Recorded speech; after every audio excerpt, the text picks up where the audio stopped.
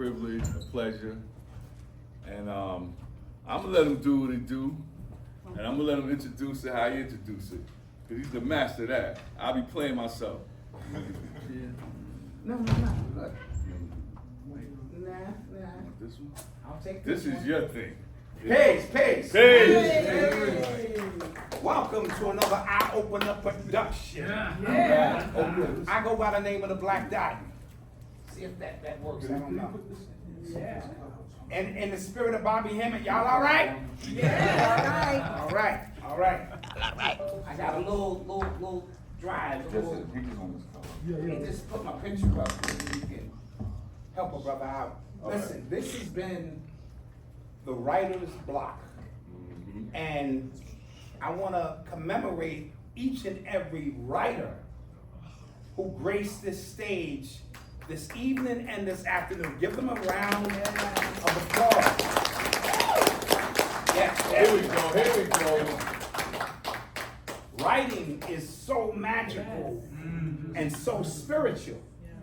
All right? And so what we are seeing here is that you have the ability to create realities that exist somewhere else in the multiverse. So as a writer, when I create these characters, they exist somewhere because somebody is reading and processing it through their mind and experience and creating realities.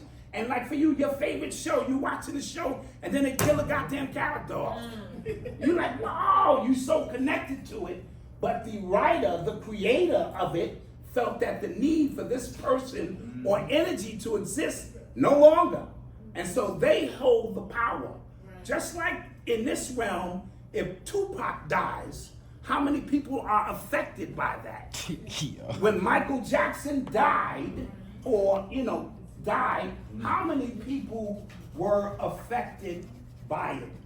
In these stories, in the hero's journey that I'm on right now, there are non-player characters, people who mean nothing. They're just walking around doing frivolous shit, you know what I mean? And then there are co-characters or who make your story and your life real. So what I did was, when I wrote this book, The Hero's Journey, Gotta Laugh to Keep From Crying, it's been already called the greatest book rollout that people have ever seen. And I delivered, cases to individuals who would otherwise seem like they're non-player characters in my life, but they were intricate parts of the story being told. Even people you had beef with, or you think you had beef with, you didn't understand that it was a lesson that needed to be learned before you can move on to the next level of this game that we call life. And when you come back here, you have to do this shit over until you get it right. You ever play like Miss Pac-Man and shit, right? And you get your routine down pat, right? And then the game caught off, you gotta throw another quarter in. Now, when you throw the other quarter in the game, you're not necessarily starting from the beginning because you already got your pattern. You know what I mean? And your pattern is going to bring you to a place where you can have what we call a breakthrough. And then you move on in the game and you go higher and higher. And I tried to play my wife one time. I didn't know she knew that. And she still remember her damn pattern from a kid. I forgot all my little patterns and shit I used to do. And then she was like, please move out of the way. And I'm like, so it took me to a point to understand as we incarnate, reincarnate, or as you say, we come back so that we can go to the next level of that particular game. And the goal is to see your name in the high score, right? You like, yo, my shit is up there. I used to come back in and be like, yeah, my shit's still there. I'm still that dude, right? Now, when you reach the high score in the game, it demonstrates that you're a shining light. And those who oppose that shining light are like, bingo, you're the nigga we've been looking for. The rest of you niggas in the maze, it's a maze of life and you like a mouse in that maze, you don't matter, right? We're looking for the shining lights, the bright ones. Now, there are writers, there are wrongers. Okay? Us as writers are here to set this story right in some capacity. Then there are those who are the wrongers, who are just writing all kind of frivolous shit that does not matter. And it clouds the judgment of those who are trying to ascend. So the writer's block can also be the writers, and there is a block. You know what I'm saying? Because we create reality as we go and as we see fit. That's why, you know what I'm saying? You can say, keep staring, soon you suddenly see a star. You better follow because it's the R who can move your consciousness from some nigga shit to some things that really propel. Keep staring soon. You know what I'm saying? What could you say as the earth gets smaller and smaller? Planets, balls of clay. You know what I mean? It's simple, you know, simple ain't, but quite clever. That's right. Some of you been trying to write rhymes for years with weak ideas. Irritate my ears. Is this the best that you can make?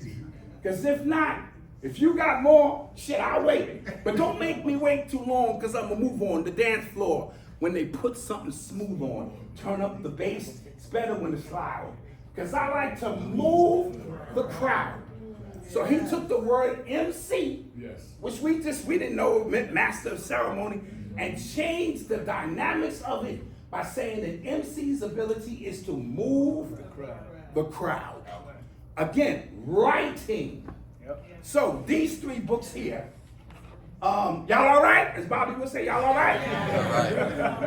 Shit, if you tired, you go in and get you a goddamn Sprite and 2 goddamn Tylenol, and you go in and you take that shit, and it'll blow your mind. In the spirit of God, Bobby Hemmings, right? All right. So this is one story being told from 3 different perspectives, because we all exist in multiple universes, whether we like to admit it or not. When you in corporate America, that's one you. When you in the hood, that's another you. When you trying to impress shorty, that's another you. You know what I mean? You just gather all the shit that makes her happy, and you just created code until you get what you want. The worker's husband that's the dude, right? Because your woman come to work, and yeah, he don't take me on vacation. Shit, I love vacation. He don't make breakfast. Just 'cause you know I'm a chef. Right? And you start writing a code, right, to appease and, you know, synthesize with her energy until you get what she want. And then she come in one day and go, I got great news. I left this nigga. And you're like, whoa, whoa, whoa, whoa, whoa. What do you mean you left? We had a good thing going here and shit. Now you're gonna leave him and mess this up? I digress. Okay, here we go.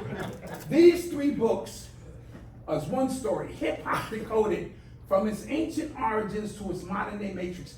This is the new cover that I put up. The original cover, you know, if you have it, kudos to you. My first love was hip hop. All right, the first love in my life, coming from a childhood dealing with drug abuse, neglect, impoverishment. Hip hop gave me the opportunity to be somebody. And it was the first time I created an alternate reality for self. I was no longer little dirty Dwayne. They used to call me Bionic Dirt, which meant my dirt had superpowers. Niggas say, when this nigga show up, it's a cloud of dust around. What the fuck's going on? Now, as kids, you know, you had the little snapping things, so y'all went back and forth. But that was my nickname. My man's nickname was Shitman Sean, because he fell one time and shitted on himself. You know, we had Kevin and Kevin, based on who you was talking about. You seen Kevin, which one? Kevin. You know, so you knew who that was. So we had these little nicknames. Now, hear me out. Hip hop gave me the first opportunity to be somebody else. I was no longer Little Dirty Dwayne. I was Chiba LaRock. That was the first name I chose. I wasn't even smoking at that time. I was too young. But it was a record out called, hey, what's happening, bro? got that good cheaper. And you know, I figured I'd take that name. And then I became Cool D and Mr. KD and KD the Dark Man. You become these alternate personalities to suppress the hardships, the pain. So we were doing magic back then and we didn't even realize it. We became who we wanted to be. And when it came to that fashion, had on them British walkers, you know what I'm saying? Maybe we wanted to walk in the foot of the colonial people who were suppressing us. We had on the shell top Pumas because this is hard work out here in these streets of the BX. It was like a shell toe, like a steel toe shoe. You know, Playboys, you know what I'm saying? The whole 9 yards, overlaps, AJs, you know, the Lees with the permanent creases. Niggas would snatch your patch off your pants. You ever had that shit? Niggas would snatch your Lee patch off your shit. Shan's the And Baron. I had, Shan's the Baron. I had the fake mock necks. The mock necks was expensive. Yeah, I had the fake ones, and the older guys would come by they knew. and they would pull it. Yeah. And they would count 10 seconds. If your shit ain't snapped back, it's fake. And I'd be playing, please. First of all, I know this shit is fake, but please. My shit be all wrinkled after, you know? And so we fell in love with this thing called hip hop. We couldn't even afford turntables. We were making pause tapes. So, you know, your mother, you would play the record and put your box there and stop it and bring the record back and try to make your beats line up. I was so poor, I could not afford a pause button. Now, no, they had the stop button and the pause button. Right? If you got the box with the stop button, all your edits were screwed up because you could hear the clicks in the shit, and you know. But the pause made your shit seamless. Right? I couldn't afford the pause button. I didn't give a shit. I came out and made my tapes anyway. And so my first love was hip hop. It gave me purpose, so to speak. And I said hip hop, not rap. My second book, Urban Culture Decoded, a critical analysis into the physical, mental, and spiritual state of a new generation. This is the backdrop which birthed hip hop, right? So when we talk in alchemy, something has to set the backdrop. So the liquor store, the church, the barbershop, the fellas on the corner shooting dice, all of these things are metaphysical if understood correctly. So the liquor store, the barbershop, and the church. On Friday, we went to the barbershop. On Saturday, we went to the liquor store. On Sunday, we went to church. And that was all connected. But the barbershop was important because a lot of us didn't have fathers in our lives. So the only place we could get the news or even, you know, a father figure was in the barbershop. And it was the time we got to free ourselves from plantations and all of that. Go get a haircut, go get clean, because on Saturday, you know what it is.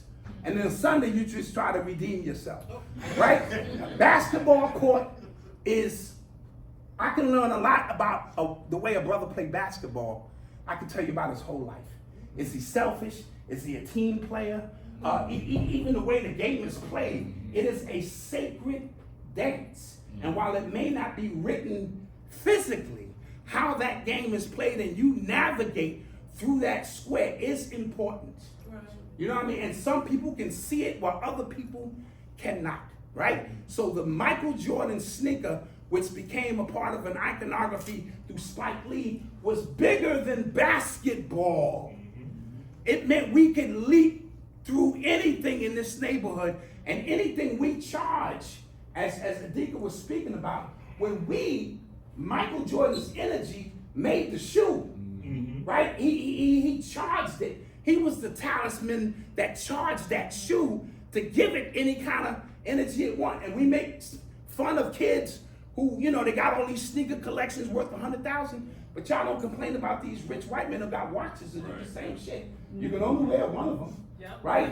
And so we began to understand the value in certain things based on the energy that we placed into it. So Urban Culture Decoded. Now, I have to be honest. What the fuck is this? I don't know. Meaning, let me explain. So you gotta be critical of your own work. When you write for yourself, sometimes, because I was writing for myself here, right? Not for the people.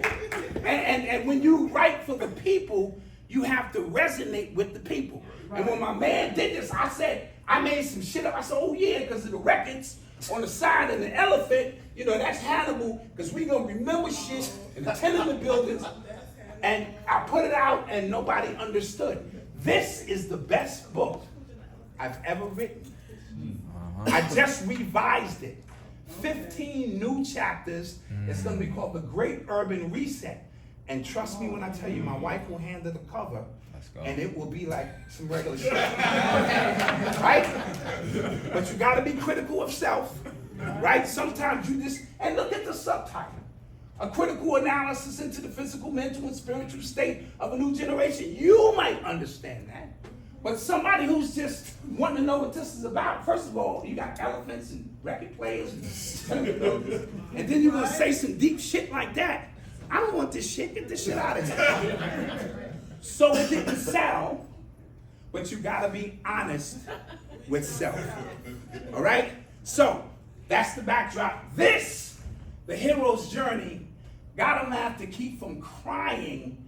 I didn't start living until I thought I was dying. It's my personal walk, ups, downs, ins, out, triumphs, failures, everything that I went through with the backdrop being hip hop and the environment that I was birthed in. Right now, so this urban environment thing we speak about, it is a maze that you can keep running through like a rat and never get out of. All right, and so it begins to look the same because social engineering is designed that way. They're not looking for all of you. They hope most of you die in the maze. They're looking for the ones who can figure out the maze, the ones who can write themselves out of this shit by figuring out it don't exist. There is no spoon, right? However, those who are deeply embedded within this urban shit and all of this shit, even when they move away, they're so deeply imprinted that all that they do is replicate the maze wherever they go. You can take a nigga out the hood. Right? Can't take the hood out of it, right? And so no matter where we go, we're replicating this maze. Only those who can rise up above to see that it is not a 2 or 3 dimensional, this has got 4 and 5 levels to it, who can see over the maze to understand that they're rewriting certain pieces as you go along. The ones who make it out, whether it's through basketball, writing, MCing, whatever it is, tag, nigga, you it. They're the ones that you're after. That you know what I mean? They're after you. In the movie Sinners, Remick, he knew right, we're getting with Sammy. He showed up, what we're doing today, top of the morning to you, I just want to party a little bit. Just want to get inside, you know? And you let these people inside. You either let them inside physically, they enter through, without being gross, the South Pole, and they're trying to take over the North Pole. That your man Diddy is going through that now. He let Remick in through the South Pole. Weird parties and shit. You know what I'm talking about? Then these motherfuckers sit in and they take over your avatar. Right? They get right in the seat of your life and you start saying, that ain't my man. What the hell is he doing? It's because he or she is no longer in control. Right? Or that you can mentally let them in and they work on you psychologically. It's many ways that Remick is trying to get in. Let's take hip hop, right? It was hip hop. We had it all to ourselves. We didn't even name it hip hop. We didn't need a name for it. When you name things, a lot of times you kill them, right? Because you give it form, which those of a third dimensional being can only understand things that are explained to them in tangible sense. We just called it going to the jam. It just was. So even in the movie Sinners, what they put the fish on, niggas in the back gambling, stay away from the hustlers. We danced, we sang, we ate. That shit sound like some shit happened in my mother's house. You know, in the 70s with the blue light and shit. And I was the DJ and putting the records on, and then they were bringing you into existence. Slow dancing is alchemy, right? Earth, air, fire, and water. When them bodies touch, that's that earth, right? When that brother is breathing that on the neck of that beautiful woman, you know what I mean? That's that air, right? That kundalini begin to rise. That's that fire. And hopefully her panties get a little wet. That's earth, air, fire, and water. And the song, listen, let's be clear. If they put on a heat wave, always and forever, well, you know, that shit, you got 7 minutes, nigga. If you ain't tight in 7 minutes, that's your ass. I got 7 minutes to breathe on you and do all this. You coming home with me. But it's alchemy. It's what brought us. Then you went home and altered with the ether to bring a nigga like me here. How you think I got here? You know what I'm saying? How you think you got here? Right? Earth, air, fire, water, lumen, ether. You know, they tapped into something and we are here now. Yes. All right? So I just want to share all of that. And this is a real personal story about it's a whole bunch of shit going on. You know what I mean? But I'm super proud of it. So to show that we can live in multi-dimensions at different times. Now, let me get to my lecture. Y'all all right?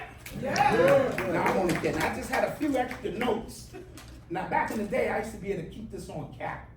But I'm getting older now, so I gotta lay this shit out here. Hip hop. Now, all right, hip hop.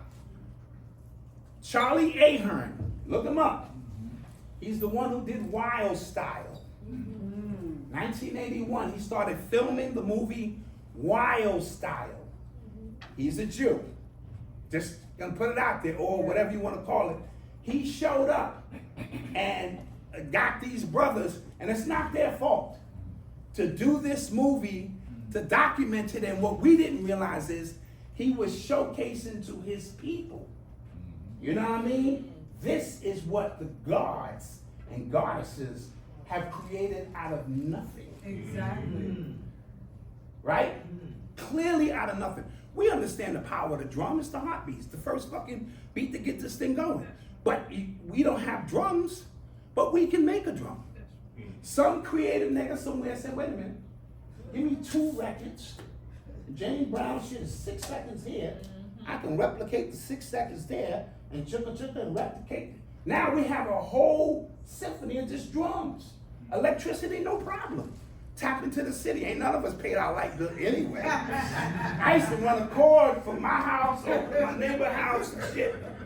And they would look out for us, and then we'd look out for them if they didn't have no electricity. My mom would send me with a note to the neighbor's house for weird shit like 3 eggs and a cup of sugar. But that's the way we bartered. The community looked out for each other. I didn't even know I was poor until these rappers started telling me I was. Because we did everything together. If I got a slice of pizza, you can get half. You know what I'm saying? We drinking quarter waters, playing Scalzi. It's just what it was. Right? And so Charlie Ahern shows up and they film Wild Style. Right around the same time, Blondie showed up because she was invited in. Like Fab Five Freddy invited Blondie in. Fab Five Freddy, now everybody's style. DJ Flash is Flash and Flash is cool. She came in MCing. And we didn't stop that shit right there. Whoa, whoa, whoa. This is sacred for us. We were looking at the monetary gains and values that came with it. And when you give young people money without an understanding of the power of it, see, us, if you 45, 50 and older, you are directly connected to the civil rights of your parents that came before you. So this is why Public Enemy, KRS-One, Brand Nubians, Wise Intelligence, this is why they spoke a certain language, because It was embedded within their DNA. Yes. But when rap kicked in and a separation came in, now this generation don't want to have nothing to do with what our continued fight and struggle was. They looked at the money, and that is social engineering on a whole nother level. When you can give money not to us who understood the power of it, and you give it to the babies, and now the babies is sharp, the babies is fly, the babies got everything they want going on, that's a part of the programming. And that's where we began to lose, because all of these guys who signed those contracts was 18 and 19 years old. Right. Yes. I know because I signed one with B-Boy Records in 1988. I was 20 years old. I didn't have a lawyer look at it. He just handed the contract over, and I was like, huh? What you guys think? All right. Signed my life over. Had no idea of anything. Didn't know B-Boy Records was running a porn racket in the back of the goddamn, I didn't know none of that. I just wanted to hear my record on the radio. That's the truth.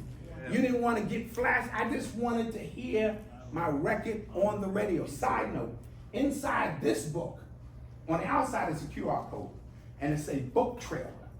All right? This is where we need to start taking these books, because the book game is a little stagnant, right? So now I got a book trailer on the back of the book. So if you want to know what the book is about, you just scan that trailer, and the shit is like a movie. Right. Courtesy of the Queen. You know what I mean? She did that. Yeah. Inside the book are 9 additional QR codes. So for instance, when I break down DJ Red Alert playing my record for the very first time and how elated I was at the top of the world. Nothing was greater than DJ Red Alert playing you on 98.7 Kiss. Right? After you read that chapter, you can scan the QR code and hit a song. So it kind of brings you, you know what I'm saying, it makes the book not as stagnant. Right. The very first time Phil Valentine conducted the 10-year anniversary of me and my wife getting together. And I described it beautifully in the book because I'm a writer. You know, I do extra shit in there. Great. You can scan the QR code after and experience that event. Oh, wow. I haven't had a family reunion in so long, and my sister, who's also sitting back there with my wife, this was her first time being introduced to her family. I found my sister after 48 years. Okay. Okay? Because I promised that I would find her. Yes. I met her, I knew who she was when I was 2, 3 or 4 years old. I was a little older, and then she just vanished. But I said, I gotta find my sister. Yes, sir. So after 48 years, and I was nervous, and I think I had found her, a friend had helped me out, and I was sitting there and I was crying. Because I'm like, you don't fuck with people's lives after that long. Right. And my wife was saying, are you sure you wanna do this? I said, I have to. If she reject me and say, go fuck yourself, okay, cool, at least I tried. Right. And so inside the book is the actual text message I send my sister, word for word. You know what I mean? So all of these things are there so that you can have an extra insight on where the book, kind of takes you. Beautiful. You know what I mean? So I just wanted to throw that out there. And we as life forms, we operate on frequency. And so because all of us have a similar frequency, we can come together and appreciate this event.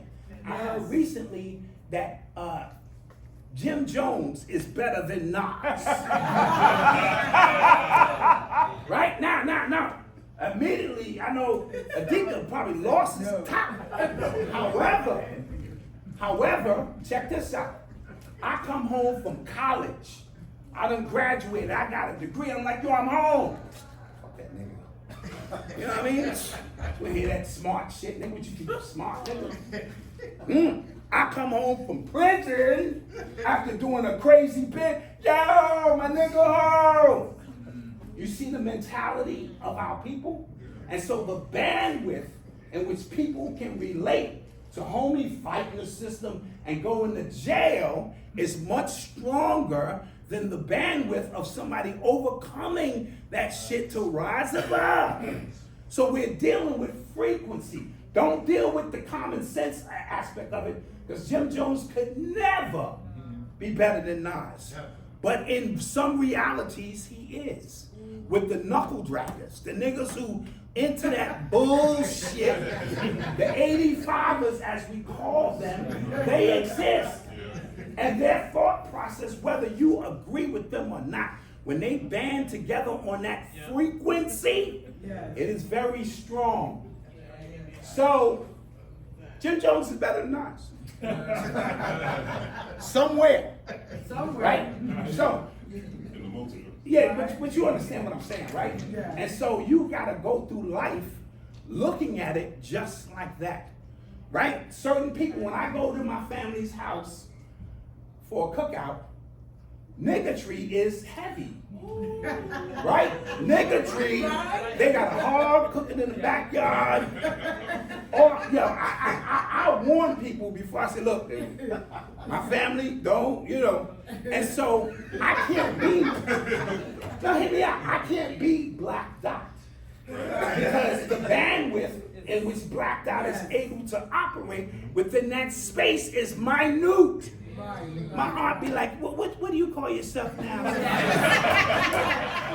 What is this you doing, Dwayne? Come on now, Dwayne. What do you grew up on ham hocks? And I'm like, nah, I'm eating tofu now, shit. I got some tofurkey in the bag. And they be like, do not put none of that shit on the grill. They'll warn the family before I get there. Look, Dwayne is gonna come with tofurkey and all that shit. Tell him we have no space on the grill.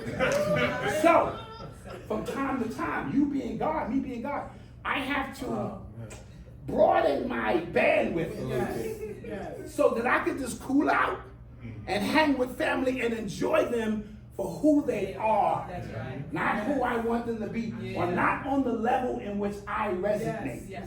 Right? So don't get stuck because the Hotep handbook says you have to condemn all of it. You have to get up and give a speech. Right? The Hotep handbook says that, page 12. Right? That's not what this is about. Go visit your family. You ain't have to eat what they eat or whatever. Go be you in the mix of them because they know you as somebody else. This book is not written by Black Dot. The third, it's written by Dwayne Bowser. All right? Because Black Dot wears this super armor that can defeat anybody. The trauma that happened in my life happened to Dwayne. So I have to go back as Dwayne and rewrite code over those traumatic events because I control the past and the future and the present. Right? And so go enjoy your family. Enjoy life as it is. You know what I mean? And with that being said, this is the Black Dot. These are my chronicles. This is my story. And I'm sticking to it.